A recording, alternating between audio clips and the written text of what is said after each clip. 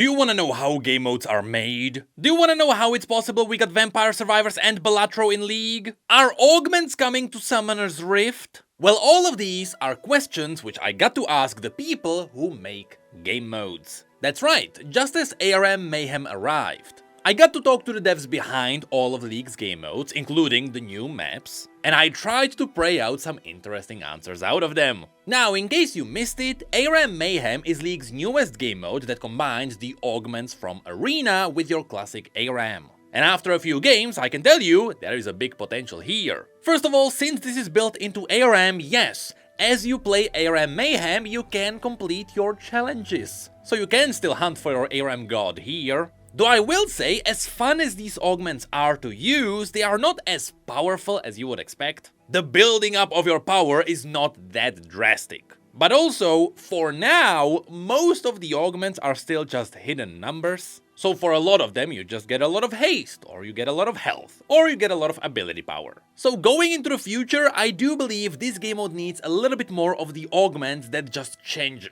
everything. But outside of that, this game mode is a pretty cool success in my book. But this is the kind of success that also drives future projects around League of Legends. Which is why, when I got the opportunity to talk to the devs, that's what we talked about. Just what is gonna happen next. Now, anytime I get to do an interview, I kinda hate to do them the classic old way of asking questions and getting answers. You know, as if you were listening to a podcast. Which, ironically, that is how most people will consume this video. But I wanted to turn it a little bit more interesting, so we're gonna mix a classic Necrit video with an interview. With me just hopping in between the questions to talk about what we learned. Hi, my name is Eduardo Wright Cadmus Cortejoso. I am the game modes lead for League of Legends. Generally, I'm responsible for setting the vision and strategy for game modes. I've been working on modes since 2022. Joined kind of a little bit before we greenlit Arena as a first project. So essentially everything from Arena on, I've been kind of driving the strategy for, and work with just the team on like how to make sure our projects kind of meet our desired vision for what we want League of Legends to become. Hey, I'm Riot Flux. I'm the design lead on the modes team. I joined actually right after Swarm last year. I did some work on Swarm and was like, that was really awesome. It was 2 years ago. And after that was just really excited to work on things like Arena and ARAM. And before that, I worked in Summoner's Rift team and did stuff like Balance and the Nico Midscope and a bunch of other little projects like that. Yeah, that reminds me. I actually worked with Ezra a while ago. I was on Summoner's Rift a little bit when I first joined Riot. Before I ended up here on modes too. And so, since with these augments, Riot is tackling such a big change on a technical side, that essentially being augmenting champions' abilities live on a game mode that was already there before, I mean, there is a reason why in the past changing a number on ARAM broke Summoner's Rift. So my first question had to be, how difficult was it to put augments into ARAM? It's a lot easier now. There's still a lot of work, especially to get things like formally up and running, but to get the quick and dirty prototype, just to be like, is this fun? Is this cool? Is this something you want to pursue? We got it up in just a handful of days, 2 days really, to get the first prototype going. Whereas I think if we had started from scratch, it would have been months, right? So there was still a lot of work to make sure it was polished, that the things actually worked, that we had to get all this stuff in place. But compared to how it used to be, we can get things spun up a lot quicker now. Our engineering team in particular, it's been mentioned a couple of times in a tech blog as well. So shout out to Riot H20HG Evo, which is the most pronounceable name that we have. They've put a lot of work into the infrastructure behind the scenes here, right? So for example, when this project came up, this was also an opportunity for us to say, what can augments look like in other modes? Can they be more extensible? Is this something that can be more of a tool in our belt that then we can redeploy for other ideas and concepts in the future? And that's not limited to augments. We try to take that approach every time we push the boundaries of what League can and cannot do to the best of our ability. Sometimes we get 70% of the way there. Other times we only get 20%. But our engineering team makes sure that we always build with that eye towards the future of just like making it easier for developers to kind of work in the space and come up with ideas quicker, faster, and allow ourselves to try, fail a lot more often than we could have in years past. Now, as we talk about game modes, some people may not realize that as we talk about these kinds of projects, there can be different motivations for them to be built. To be a bit less vague, normally in game development, the devs go through a prototyping phase. This is where they try wild gameplay ideas to see what sticks. Of course, in the past, it would be unimaginable to do prototyping inside the League of Legends engine. But now it seems like the devs can handle the tools pretty well. And it seems like now you can prototype in League with different gameplay ideas. So here my question was, is the making of a game mode the same process as making a game? Yeah, for sure. That's a great question. We have two different kinds of like development. One is like someone has a really strong idea and they're like, I want to make arena here, like this is arena battlers 2v2, there's a bunch of stuff going on, and then they just sort of like target make that. There's still a lot of prototyping done, but it's like for a very specific idea. ARAM Mayhem is another one that was like this. So we were like, we think we know what we want to make here. Let's just make it and see what it looks like. And then there's the other kind, which is like, oh, we've got an audience, we've got a goal. Let's test a bunch of different kinds of things, and then make sort of rough, very vague prototypes to be like, is this direction cool? Is that direction cool? And then over time, you start building up an idea of the design space, and then we can see, oh, actually, our goals and our targets are correct. Let's go a little deeper that direction. Let's go a little deeper that direction, and then eventually we build a more formal prototype that's like, this is actually what the game is going to look like. But there was months of little tiny prototypes or explorations to figure out even just where that would get to. It's always a lot easier for everyone to kind of crystallize like what the mode is going to be when we go from paper to prototype too, right? So I'll like the best example I'll have here was Swarm, where there's a VFX artist that used to work on the skins team, now is on the modes team, Riot Sirhayan. He does amazing work, as I'm sure you are already aware. And in large part, there had been some inkling on like, hey, what would this genre look like in League of Legends? He just went and built a prototype, and that was a very convincing prototype that really got us from this could work to very clearly seeing the picture there and being able to build off of that. So prototyping is like definitely just part of the process, but there's also a little bit of a hidden element. It's like if you really want to convince someone that your idea is going to work, just go build the thing and see, if it's fun to play. You see, what's interesting is that this year specifically, ARAM has been quite a focus of all the seasons, with the Spirit Blossom season giving us variety in ARAMs with 3 different forms. In fact, that change was so popular that Riot decided to make it permanent, which of course indicates that Riot made this permanent because there was some kind of a stat behind this that showed them that this was a success. For example, it is possible that Riot saw the queues behind ARAM inflate a bit. So naturally, I asked about it, with the question being, was there a noticeable bump up in the play rate of ARAM after all the updates? Yes and no. So I think the thing about numbers is it's always kind of a tricky game. We don't always necessarily, when we're building out projects, set out to just maximize amount of eyes or players or what have you, insert number metric here. Sometimes it's about, addressing long-standing player concerns, addressing things that people kind of have been dreaming about. Wink, wink, the winter map. Sometimes these things are, don't get me wrong, plays towards, definitely engaging players and getting them to play more. But for ARAM, and we long have said this for at least the last couple of years, we actually felt like we were underserving them for a large period of time, right? And kind of the experience is becoming a little stale, especially for players that have been playing League of Legends for so long. So when we look at the data, a lot of what it's telling us is the people who kind of wanted that change of pace are incredibly excited. But that comes with, some benefit, some downside, where it's like there's also some people who are like, hey, you're changing ARAM a lot. This is my retirement home. I've been playing SR for like 5 years. Now I just want to play ARAM and chill, and now you're changing it. So overall, the numbers definitely went up objectively.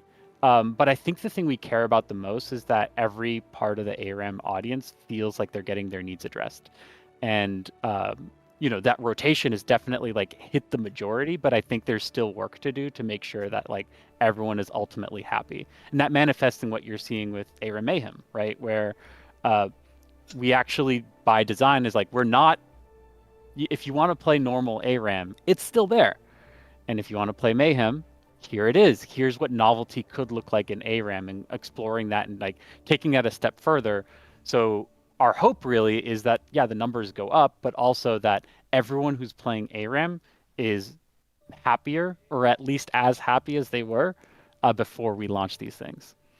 So, here you can see that Riot is down to giving ARAM the same kind of novelty that Summoner's Rift is getting with their game modes. Now, as I say this, I make it sound like I'm separating ARAM and Summoner's Rift into two different communities. But the truth is, the game modes behind Summoner's Rift kinda fall into the same casual audience. But the point here is, sure, it seems like ARAM can have its own niche game mode up at the same time. Which is something that brings up an interesting question. Under the best case scenario where ARAM Mayhem is a big success, what would be Riot's approach of handling ARAM in general? I mean, first of all, fingers crossed. That would be really exciting. I hope this happens. It's a good problem to have. And, early data is looking good for Mayhem, but right now, this, you can look at Wild Rift as kind of a success case for us, right? Where there's no reason they can't both exist, right? It's all about Q health at the end of the day, and the ARAM audience is large. We're pretty confident that even in that scenario where ARAM Mayhem popped off and did amazing things, that there's still a strong contingent of our audience that wants that classic ARAM. So sure, what this might mean is that maybe we explore more diversity in innovation and things that we could do to the ARAM experience through the queue that's for that. So it's a little bit, I think one thing that we sometimes have done is like, hey, all ARAM players are the same and they have the same motivations and they come to League of Legends for the same reasons. And that's not true. People come to League for a wide diversity of reasons. And it's up to us to try to identify kind of what are the core pillars of those motivations and see how we can best serve them. So in this scenario that you've laid out, I would assume we would like to probably keep things split and make sure that there's a healthy classic audience. Did you hear the cool detail near the beginning? You see, here it was pretty much confirmed that the audience behind ARAM is pretty big. And should ARAM Mayhem be really popular, they could cut the queues in half and they would still be confident that both sides of ARAM would have healthy queues. This is a pretty big indicator that the audience behind ARAM is massive. And what is cool is that it can just stay alive on its own without any interference from Summoner's Rift. Now, the curious thing about ARAM Mayhem specifically is that it kinda feels like a starting point for now. Kinda similar to how Augments behaved when Arena first came out, where everything was more basic, but with every update, Arena just became better and better. I mean, we didn't even have revives at the very beginning. So my next question was obvious. Was Mayhem built as a modular addition to ARAM? Or in other words, was it built with a possible expansion in mind? We really wanted it to be our first stab at a mode rather than here's our little complete thing, have fun. And so we really designed it with the intent of being able to build more augments, build more systems, totally new maps, whatever, right? We were just like, this can be anything it wants to be. Let's start with something that we know players will have fun with, we know is like going to be good, and then see what people want, see what's exciting, see what's missing, and then go from there. So very much developed with the intent of future iteration, future exploration, assuming players liked it, right? Really our goal with a mode like this is to say, let's instead of working on it forever, what do y'all want? What's having fun? What's not working? Let's build with you guys, not sort of up in the tower above, right? And this is where they activated my trap card. Because imagine a scenario where Riot built this augment system as a testing ground. Sure, before it appeared in Arena. But that was a game mode that was built up for augments from the ground up. But here they are injecting a new mechanic into a game mode that has been with League pretty much since the beginning. Which begs the question, can augments be also injected into the Summoner's Rift? And, for example, can they be turned into an objective instead of something like Atakan? What if you kill a dragon and you get to pick an augment? Is that technically possible? Yeah, I was talking to the Summoner's Rift designers a little while ago, and I think it's the kinds of augments that they would have would be much, much more restrained, for example. But it's totally possible, right? They've been, as always, they're exploring new ways to play, new things. And it's like, what is good on Summoner's Rift? And as Modes team pushes boundaries, they look and they say, okay, what is good? What do we like from there? What can match? So, like, they've already taken some of our items, for example, right? So it's a space where I'm like, I couldn't tell you what they're working on or what they're excited by, but as we show, hey, this is a really exciting feature, players like this thing, players engage with it really well, it actually solves these problems, then they look over and say, oh, we'll take this little piece of it. So they might say, instead of, I have no idea if they're doing this, right? But if they're like, oh, we're going to take just these 6 augments, and it's like a very constrained window, but it's much more balanceable and much more like Summoner's Rift shape. They might say, we like that system, but we don't like any of the pieces of it. We're going to build it ourselves in this own new way, right? But they look at what we do and they say, oh, that's working really well for League of Legends. How do we incorporate that? Do we incorporate that, right? Yeah, with this space, it's always like kind of the purpose of what we're looking to do with modes is to kind of diversify why someone wants to play League of Legends, right? So that also, though, enables Summoner's Rift in large part to become that which is known for, is like that very competitive esports driven, you know, I am here to rank up, show skills, so show domination, as it were. And making sure that we're not like trying to move away from that goal for the players who care about Summoner's Rift because they see it through those lenses, that they're not trying to like, hey, let's make Summoner's Rift do everything at like 70% instead of making sure it does this one thing like 100% well, which is literally what League has grown popular and known for, and we have an entire esport built around, right? So, you know, part of this is like making sure that the right gameplay experiences play the right roles in the League ecosystem. The idea here would be, if there's designers find that there's value in what's happening on the mode side towards that audience and towards that goal, they're going to pursue that. But that's up to, you know, I don't want to speak for them, nor do we have any like plans I can really talk about right now regarding, you know, how we're extending augments into other parts of the League experience. Yeah. And then there's also like a sort of a bonus question that you've asked here, which is, what about just a mode that has augments on Summoner's Rift? There's nothing we're exploring right now or anything like that, but that's the kind of thing that I think is really exciting as we extend this system and as we play with it. Is like, players love it on ARAM. Like, what if we do like Augmenter for whatever, right? Like, that's a whole new design space. It would be a totally different experience in ARAM Mayhem, totally different experience in the Arena. But it's a cool thing that, like, now that we've extended the system, is now an opportunity in the future, maybe, right? If we're excited for it, if we think it hits the right people and so on. So yes, a big answer to an interesting question. In short, yes, augments are technically possible to pull off on Summoner's Rift, but under the game designer's view, augments would only work in something like League if they are used in a way that would enhance the gameplay that League is aiming for. So in the made-up scenario where augments would end up in the ranked queue of Summoner's Rift, they could only work if they support the fair competitive side of the ranked queue. And I can probably tell you right now that the randomness of the augments would not be fair, so never say never, but I do not believe Riot has any plans of putting augments into ranked. But speaking of their plans, I really wanted to ask them another question. Since the Gamemodes team has successfully pulled off one banger after another, including stuff like Arena or even the beloved Swarm, some of these game modes kinda behave like entirely different games, with Swarm obviously being inspired by something like Vampire Survivors. So my question was, since the popular games around gaming in general are cycling a lot,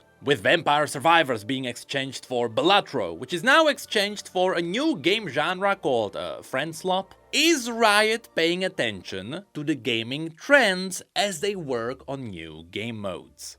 So I think maybe a So we do, but not in a way of like we must make this, but more like it's really important to know what people are playing, what's new, what people are excited by. And a lot of developing game modes is like, oh, that they had one really cool system over here, and you pluck it out, and you're like, oh, they had this really cool like one interactable, right? It's like that bomb was just really smart, and you pluck it out, right? And that's like a lot of game development is learning from everyone around you, and then it's also not just new games, right? We might be working on a game, and then we're like, oh, there's this game from like 8 years ago that no one plays anymore. Let's just like try and get enough people to run a lobby and see what it played like, see if we can learn anything from it. Or sometimes it's like not even around, you have to like watch YouTube videos. But like a lot of it is like, let's understand what the design space is, what people are interested in. Because that's how you make a better game that people actually want to play, right? It's like, it's worth understanding the audience and what people are doing. You can also save a lot of time. It's like, oh, that's a really hard problem that they solved. Oh, that's great. That makes our lives so much easier, right? And also, we just want to know people are playing. If people are having fun playing a game, great. That means we can learn from that. Let's make things that are fun for people. So, yeah. One thing that we tend to do when we approach like, what are we going to do next? It's never, let's go build, random game that is popular in the market, but a League of Legends version of it, right? We try to take the approach of, let's identify, let's try to do as much research and analysis and data gathering as we can on what are our players asking for, what type of experience would they like, what do they don't like, what about League do they not like what has pushed them away maybe even over time, right? So in analyzing that, we'll come up with kind of this vision of the potential player we might want to hit. We'll even go as far as here's the type of statements they say when they decide I'm going to play video game X. So we try to find ourselves in identifying who really our audience is, and then, hey, once we know who that player is, what games are they playing? And to Flox's point, what type of games is this general audience segment trying out? Why is that interesting to them? What parts of that game are compelling and maybe could serve as a great baseline for us to explore as a feature or as kind of a inspiration for something that we want to do? It's something that we definitely lean on. We'll go as far as to have a little bit of an R&D game time on the team every other week or something like that, especially when we're early on in prototyping. That is directional for, we should probably play these games because they're doing things in the space that we're interested in exploring. What can we learn to do or avoid moving forward based off of what we'd like to do, right? So, at the end, this is an art form, and everyone's kind of taking inspiration from each other up to a certain degree. So we can't necessarily deny that we are not fans ourselves of the market and play these games and somewhat have our own biases and things of that nature. But ultimately, we do try to make sure that we are identifying just that core vision and then seeing what inspiration could look like, either from within or from outside. So long story short, yes, Riot is paying attention to what is happening around gaming. And should there be a good fit, it is possible that League can tackle something entirely new again. Now, at this point during the interview, we did get into a bit of a free talk, which honestly, I absolutely love this approach to interviews far more than just asking things and getting answers. And there we got to a talk about feedback loop. I am always interested in hearing how players feel about the pace and degree of change that's been happening on League, especially through game modes, obviously, right? Because we've definitely tried to take an uptick on that and see are players excited? Are they looking forward to these experiences? Is this something that's I'm this is a little bit exploration more than it's very selfish on my part, but I always kind of want to get every gauge I can on how players are perceiving League as a game as a result of our investment into new maps, new modes, generally the stuff that our team is trying to do. I mean, I can probably tell you, because I'm in that side, right, of League of Legends. I can tell you, for me, every time there is a dev talk, like hearing like Frogzone talk about like banning people, that's cool. Like Capybara jumps in, banned more people who like, griefed others. Like, yeah, that's fun. Then there is like updates to esports, sure. Then there are like teasers for skins, sure. And then there's like the part where I'm like, all right, what's the gameplay side that's getting added into League? Because sure, League is League, but you can always like build on top of it to give people new experiences, which is actually what the casual audience now loves. So like anytime there is either a new game mode or a change to a map, and this even includes something like Atakan. Like Atakan as an objective to Summoner's Rift, that is so much value in my view to the game. That's like beyond legitimately anything else that you can do with the game. So anytime there's a dev update, I'm looking at two things. Is there a game mode happening? And is there a map happening? And these two things are driving my excitement right now. But there's only a team doing those two things. Very specifically that. And that is it. Overall, I absolutely love this interview because it is not every day that you get to learn about how things are made. But this also includes learning about what drives the writers as they work on these game modes, which also potentially teases what might be coming in the future. Of course, we also learned that ARAM is so healthy that there can be normal ARAM and a weird niche version of it up at the same time, which ironically is gonna make a classic ARAM, the competitive ARAM technically. But also, we learned that the team is simply good at using their tools and they can just pump out a lot of things that we don't expect, which also allows them to try new things. Also, the chances of us getting augments in ranked are not the highest. And we should be thankful for that.